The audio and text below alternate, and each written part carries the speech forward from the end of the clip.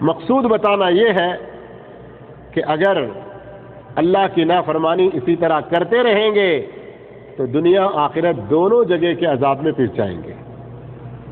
اگر نیکی پر زندگی گزرے گی، اللہ کی فرما برداری میں گزرے گی، دنیا میں کچھ تکلیفیں آزمائشیں آ بھی جائیں، آخرت میں جو اس کا بہتر بدلہ ملے گا اس وقت بڑی خوشی اور راحت ایسی ملے گی کہ دنیا کی کسی تکلیف کا کوئی احساس تک انسان اس کو یاد بھی نہیں کرے گا۔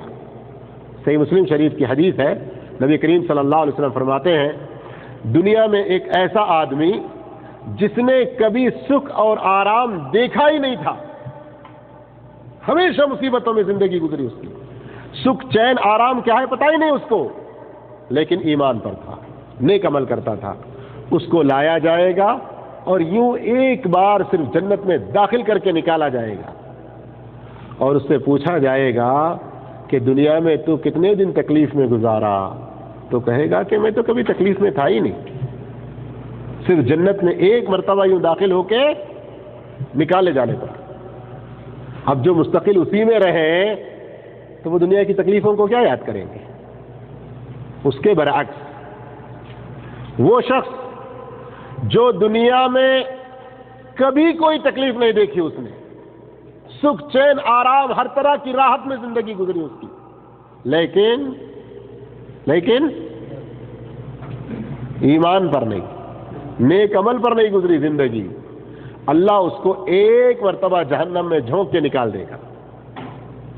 پوچھے گا دنیا میں کبھی تم نے کوئی سکھ اور چین و آرام دیکھا؟ تو کیا کہے گا؟ میں نے کبھی کوئی ایک سیکنڈ کے لیے راحت بھی نہیں پائی وہاں پر۔ تو جہنم ایسی سخت چیز ہے، اس لیے میرے بھائیوں نیکیوں کی طرف آگے بڑھو۔ سارے دروس، سارے محاضرات، سارے جمعہ کے خطبے، سب چیزوں کا مقصد ایک ہی ہے کہ ہم دنیا کو ہی سب کچھ نہ سمجھیں، آخرت میں حساب دینا ہے۔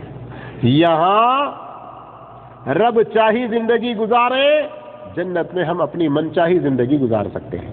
رب چاہی زندگی گزاریں، جنت میں ہم اپنی من چاہی زندگی گزار سکتے ہیں۔ دنیا میں اگر ہم اپنی خواہش پوری کریں گے، اپنی منمانی زندگی گزارنا چاہیں گے تو وہاں پھر آخرت میں بھگتنا پڑے گا۔